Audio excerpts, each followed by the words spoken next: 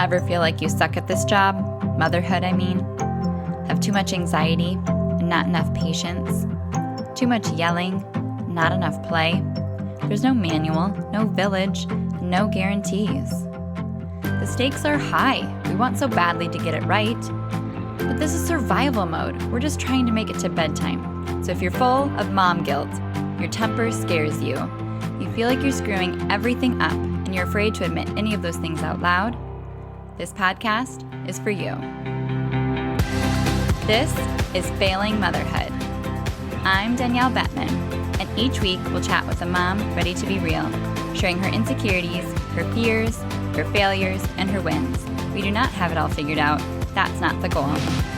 The goal is to remind you, you are the mom your kids need. They need what you have, you are good enough, and you're not alone. I hope you pop in earbuds, somehow sneak away, and get ready to hear some hope from the trenches. You belong here, friend. We're so glad you're here. Hey, it's Danielle. Buckle up. This is going to be an episode I have been waiting to record for a while, and it's just been dwelling in the back of my mind. Our family has been watching this show on Disney+. It's called Cesar Millan. I don't know if you've heard of him, but he's like a world-renowned dog whisperer. And his show, like one of the taglines is, better humans, better dogs. He goes and he helps these clients kind of rehabilitate their dogs so that they can live more peaceful lives as a family. And to me, it is 100% a parenting show. I cannot help but make direct parallels, and I'm like taking notes in my phone as we watch these episodes like a geek.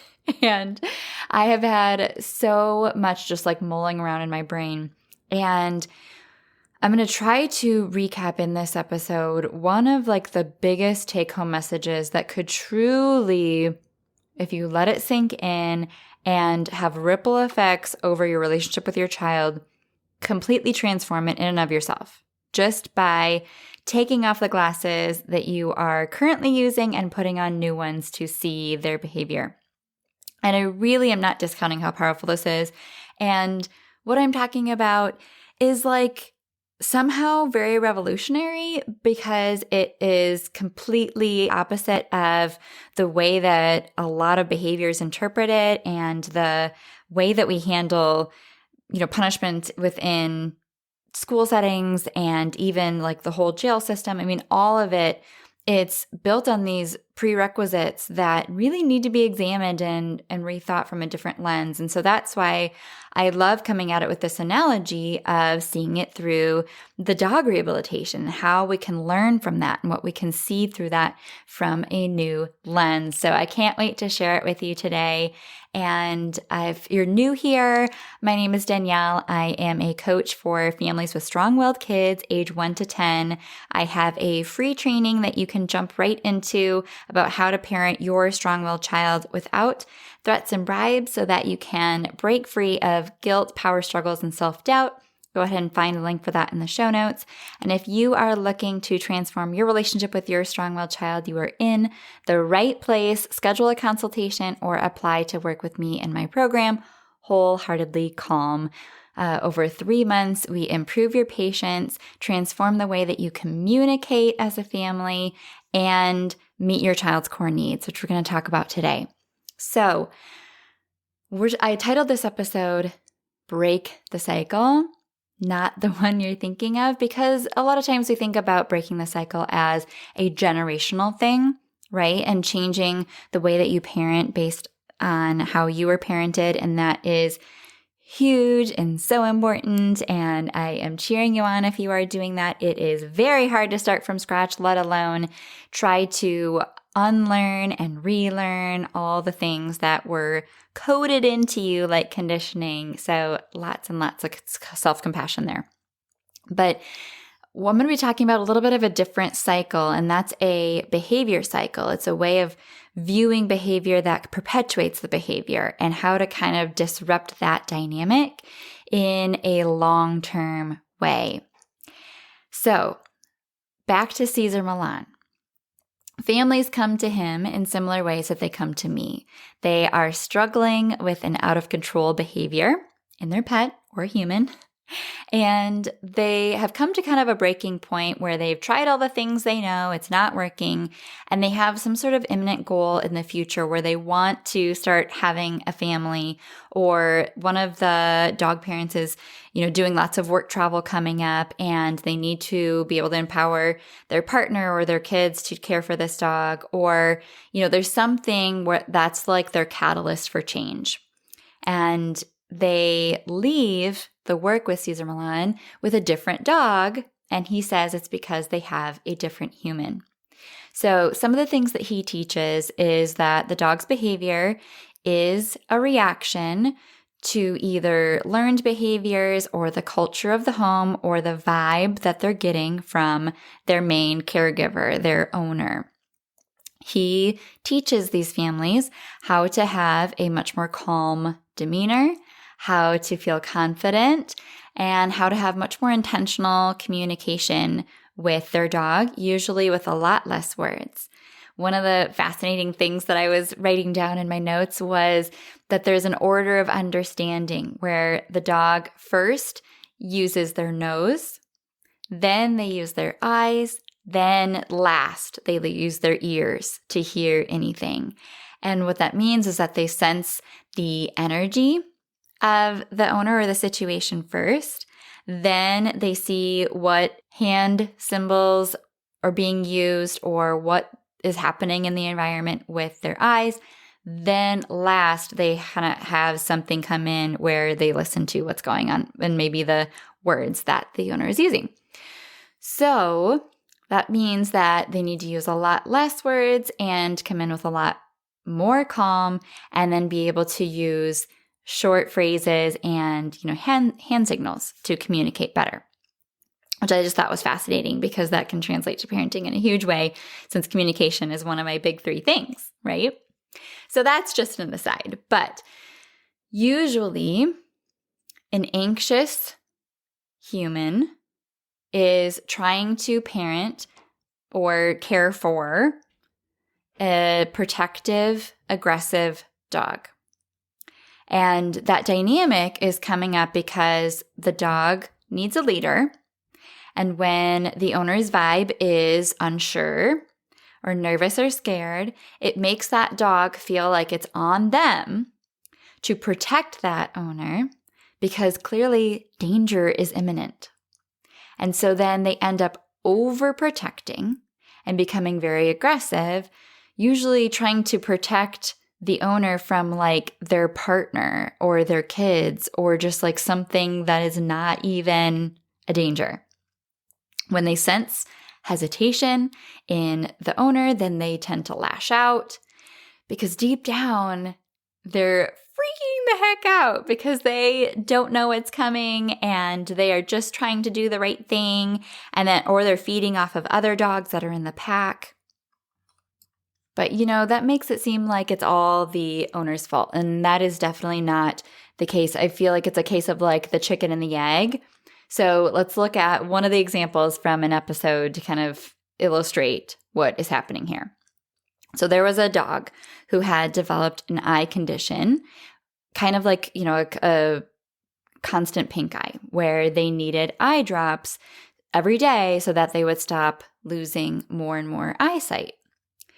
And of course, the dog's not excited about that and, starts nipping and biting when given the eye drops because the owner has no idea how they're supposed to be giving these eye drops. And it's just a disaster fiasco from the get-go. And then that escalates because now the dog is like panicking all the time.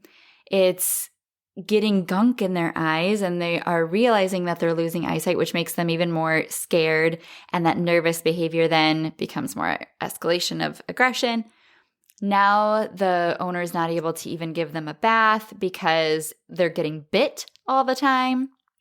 That is making their eyesight worse. And then the human is worrying more. And so then the human gets more and more tense when they go to give the eye drops, when they go to give the bath, because they've been bitten so much. So then, of course, they're going to have anxiety, and that energy is going to be palpable to the animal. And that's when, they need the calm energy so that it can subside and the dog can feel secure and safe.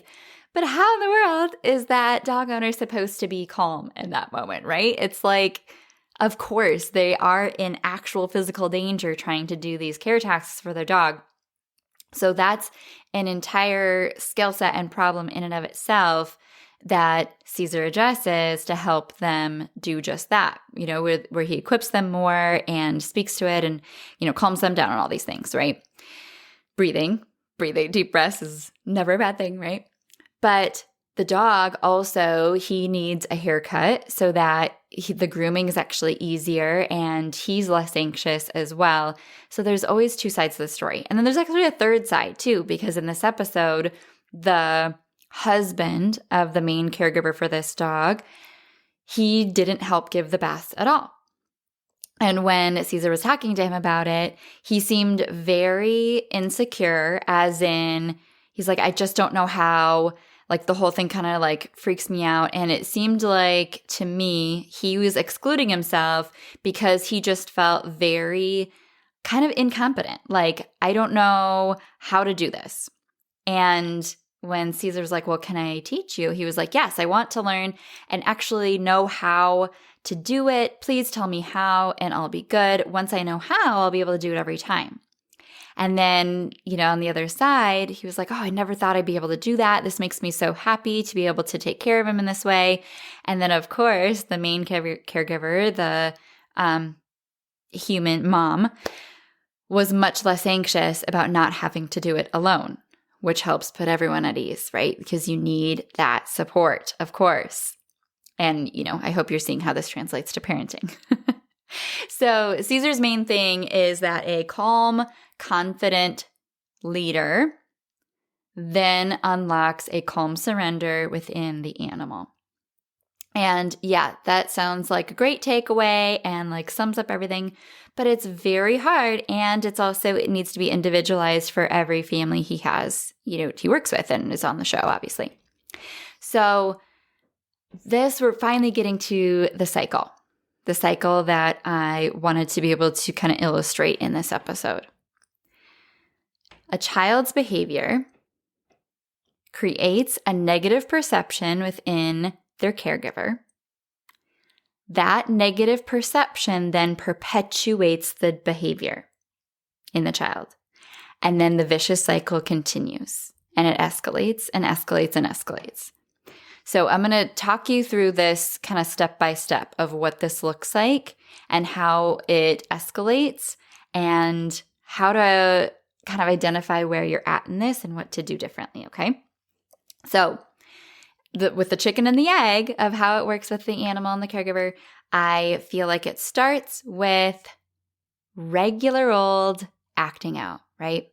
Because that is developmentally appropriate and typical for toddlers and young kids to be finding their voice and just struggling in many, many ways, right? And a lot of times this is due to psychological needs. They're overstimulated, they're exhausted, they're hungry, right? Et cetera, et cetera. Some behaviors are just necessary even for development, for them to even understand their identity separate from someone else, or to be able to roughhouse, to learn spatial awareness.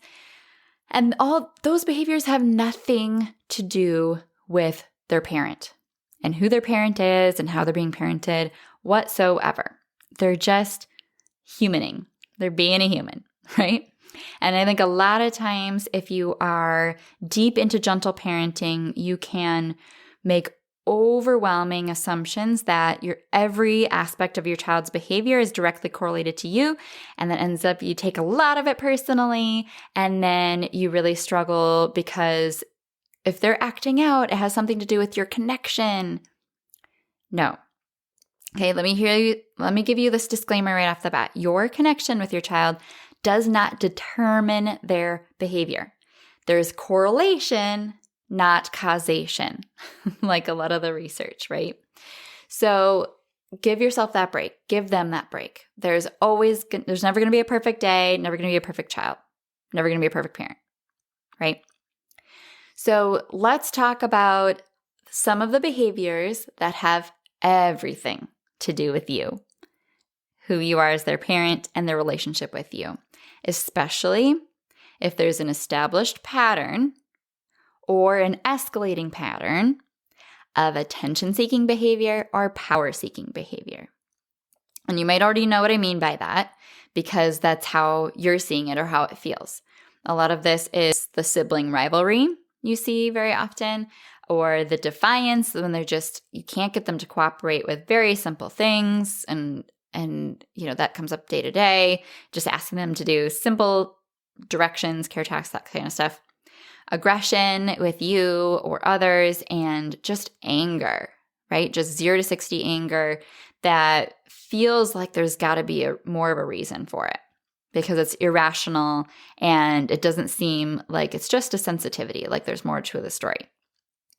They end up acting out because their perception is that your attention, your affection, your approval is the most important thing to a child. It's a literal matter of life and death. They have to stay in their family to survive. This is like a psychological thing. But they know you are a limited resource. You are a scarce commodity. And they feel like they need more of it. So they end up figuring out in their mind, making assumptions and drawing connections and connecting the dots between what they do and what works really well to get more of your attention. So you've heard the phrase, they'd rather have negative attention than no attention. Yes, it's very true. If they are not taught and modeled really healthy ways to get that need for attention and affection and love met in mutually beneficial ways for both of you, they will find them on their own because they have to. It's not a choice in their mind. But this is not a premeditated thing. This is not a calculated, thought-based choice where they literally wake up in the morning and choose violence. It is happening almost entirely on the subconscious level. For some kids, they start to think, I am not getting the attention and affection and approval that I thought I should. I must be wrong. I must be doing something wrong. I will change what I'm doing to please my parents more. Other kids, most of the strong-willed kids, they think, I'm not getting the attention or the affection or the approval from my parents I thought I would. They are wrong. I'll do whatever I need to do to change their mind. And in positive discipline, this is called mistaken goals, as in their behavior is trying to get something and they end up with something entirely different, where they are trying to get their needs met and it doesn't work. And so I'm going to walk you through 2 examples of this. Their behavior is always communication. Every human's behavior is a form of communication, okay? That's a whole take-home in and of itself, being able to kind of run with that understanding. But we're going to keep it localized here to what we're talking about. So I'm going to look at attention-seeking behavior first, then power-seeking behavior. Attention-seeking behavior. What it's trying to say is, notice me, reassure me you're still there, help me know that I matter even when you're busy, or despite your stress or despite the new baby, reassure me and notice me. And that parent interprets the behavior as they're being selfish, they're being entitled, at best they're being annoying, and often their first instinct, because of how they were parented, makes them feel like, okay, this behavior needs to be stopped, corrected, and punished, so I need to put them in timeout or I need to ignore them. So you can start to see where this vicious cycle is starting. If a attention-seeking behavior is trying to get the need or the goal met of attention, and then it's ignored, it doesn't diffuse the behavior. Instead, it fuels the behavior because it perpetuates the child's need to escalate the message that their behavior is trying to send and make it louder and make it bigger or say it in a different way. So that's going to make other behaviors pop up like whack-a-mole because it's still trying, they still have an unmet need. It's still trying to get it met, and it's maybe being initially diffused but popping up somewhere else, or is just making it even worse. That's what can happen with attention-seeking behavior. With power-seeking behavior, they're acting out again, and the behavior is trying to say, hey, see me, let me help me feel capable and like I contribute to people bigger than me or something bigger than me. Help make my life make sense to me so I can feel in control. Help reduce my anxiety through these changes. Let me know that you get the message and you got this so I can relax. But often, and understandably, the parent sees this acting out for power-seeking behavior and they feel challenged, angry, triggered, or defeated because they are already trying what they know. And because of the way that they were parented, they are interpreting this behavior to start believing, oh no, my child is a bad kid. Something is wrong. Something is broken. Something needs to be fixed. Oh no, it's on me to fix it and I don't know how. So they have this growing fear because they care about their kid that makes them worry. The child is not learning lessons. The child is not learning skills they need to be successful making friends or living in the quote unquote real world. So then that leads that parent to start using more and more desperate measures to regain their own sense of control. It's like parent power-seeking behavior of arguing back and escalating arguments and yelling or punishing or giving in. And that again perpetuates and makes worse that initial behavior that the child is trying to use to communicate this message and get this need met. And it forces the child to perpetuate that message louder, bigger, or in a different way. So it feeds and fuels the initial behavior, and then it continues and it spirals because it may even start with something attention-seeking, and then it moves into something power-seeking, and then even worse, it can start to be the child thinking, I'm hurting, so then I need to take revenge, or I give up because I don't ever do anything right. And then it becomes this self-fulfilling prophecy that is fueled and refueled over and over and fed by this vicious cycle. It's like the dogs we were talking about earlier. The more and more they sense a feeling of insecurity or uncertainty or fear or desperation from their parent, it subconsciously makes them feel like no one gets it or understands them, something about them is bad or wrong, or I'm on my own here, like the dog that overreacts to be overprotective. They can start to internalize messages like, I don't belong, I'm not enough, I'm not lovable the way I am, and then we sit with that hurt too long as humans and we start to think, I'm hurting so much, I am going to hurt others. And that's where we see a lot of other yucky behavior when we get older.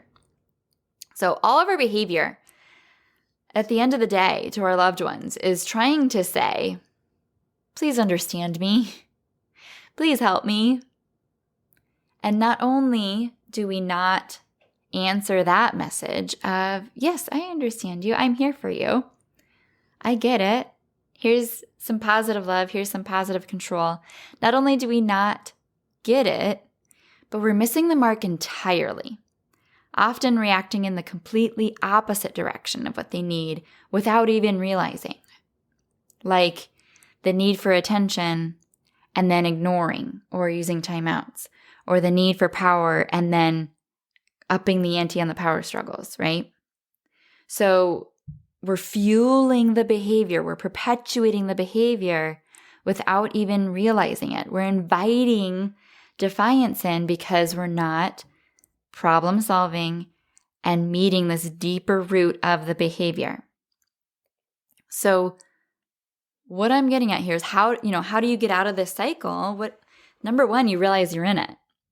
You do the work of stepping back and zooming out and not filling yourself with coulda, woulda, shouldas and guilt and shame. Because again, what I remind you in almost every episode is you do the best you can for your child with the information and insight you have yesterday. When you learn something new today, you do something differently today. That's all you can do for your child and for yourself, right? So you just understand, oh, here's a piece of new insight or information that helps me see what's going on in a new light. This is great. So when you show understanding, which I had a whole free training about, the game changer training, when you offer opportunities, positive opportunities to give them attention and give them control or power in positive ways, then the behavior they're using to communicate and get that need met is no longer needed to send that message. So then the behavior is eliminated. Sometimes that behavior needs more problem solving and support, like replacements or like more coping strategies for managing emotions or other routines and rituals to support it being eliminated. But for the most part, when we're talking about this pattern or escalating pattern of attention-seeking or power-seeking behaviors, they are eliminated for the long term by addressing these deeper roots of these core needs. And this is only made possible, circling back to the whole Caesar Milan analogy, this is only made possible when the energy and the confidence and the patience level of the main caregiver is addressed as well. That calm energy coming from the parent so that the child can rest and feel at ease and have these needs met is an entire skill set in itself that I teach my clients as well. Because when you're in this vicious cycle, not only are you feeding the behavior, but you're feeding your fears.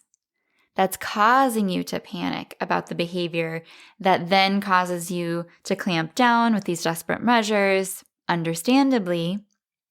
And you as a parent, when you've gotten into this cycle, again, not by anyone's choice or fault, right? It's just like the eye drops. It just starts someplace and then spirals because you weren't equipped to handle that initial situation, and then it kind of keeps going. You need support to stabilize your sanity and to create a new foundation to move forward on and build your toolkit. When you only have superficial tips and tricks or one new script to kind of run from, the resource you're learning from doesn't talk back. It doesn't answer your questions. It doesn't help you when you inevitably get stuck.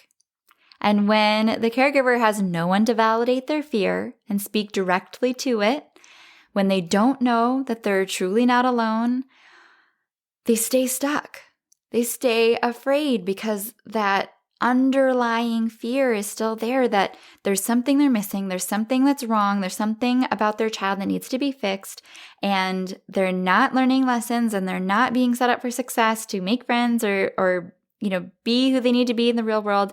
And if that deep root of the parent's fear isn't addressed, nothing sticks. You can't be consistent with anything because you're not able to get to that full sense of clarity and confidence that what you're doing is setting them up for success and that their behavior is truly understandable and that you are on the trajectory to where you want to be.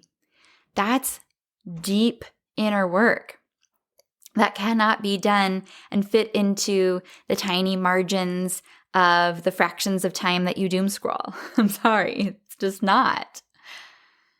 And so I hope by painting that picture and kind of illustrating those examples, I can just help you see that there might be another explanation for the pattern that you're in with your child currently and the way to move forward that might be the exact opposite street of the way that run that you're going down right now. But there is hope. You can have a cautious amount of optimism that new answers and insight are just around the corner. And this doesn't have to be intense intervention and really, really strict behavior modification. It's actually just a whole lot more love and peace and joy in your home by changing that culture and changing your sense of inner peace and peace of mind as a parent, which is a whole lot more fun to do with friends. So I hope that you have been able to internalize this for yourself and your family. And if it resonates deeply, say hi on Instagram. Let me know you listened to this episode and we can chat back and forth about what's going on at your house. And now I would really encourage you to send this episode to another caregiver of your child because they have not likely been equipped with this insight.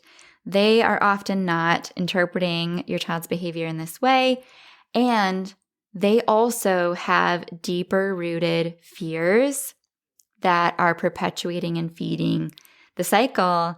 And without addressing theirs, you also can't move forward with the support you need. So help create a more consistent level of understanding within your home or within your extended family by spreading this message. I really feel like this, even just this one little piece of understanding can be enough to spread a lot more compassion for humans everywhere.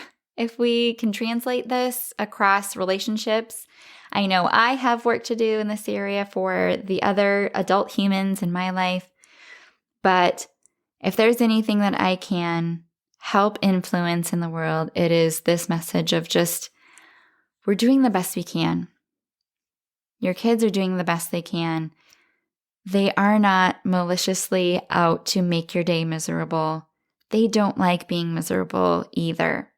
Nobody does. When they feel better, they do better. We don't have to make them feel worse to help them do better. It actually perpetuates that original behavior in the first place. When we meet these core needs of power and attention in really tangible, felt ways that you have to do very intentionally and specifically and strategically for strong-willed kids, it's not kind of just like a simple love language thing. It's has to be at a felt level of safety and security. But when you do this, which is what I teach in my program, you unlock a whole new level of just feeling okay.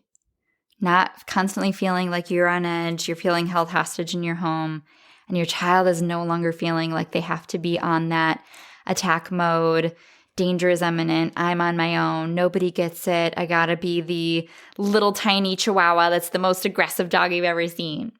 They don't have to feel like that anymore. That's what's possible. So I'll let you go after this, super long TED Talk. But please share this message with your partner, your mother-in-law, a friend, and share it in your Instagram stories and tag me. And I would love to hear what you thought of this episode, if it was enlightening at all or inspiring, or if you've already been far on this journey of figuring this out. I commend you. Your kids are so lucky to have you.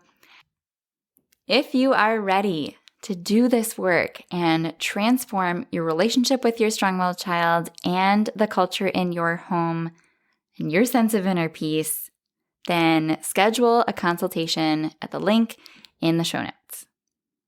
I believe in you, and I'm cheering you on. Thank you so much for tuning into this episode of Failing Motherhood. Your kids are so lucky to have you. If you loved this episode, take a screenshot right now and share it in your Instagram stories and tag me. If you're loving the podcast, be sure that you've subscribed and leave a review so we can help more moms know that they are not alone if they feel like they're failing motherhood on a daily basis. And if you're ready to transform your relationship with your strong-willed child and invest in the support you need to make it happen, schedule your free consultation using the link in the show notes. I can't wait to meet you. Thanks for coming on this journey with me. I believe in you, and I'm cheering you on.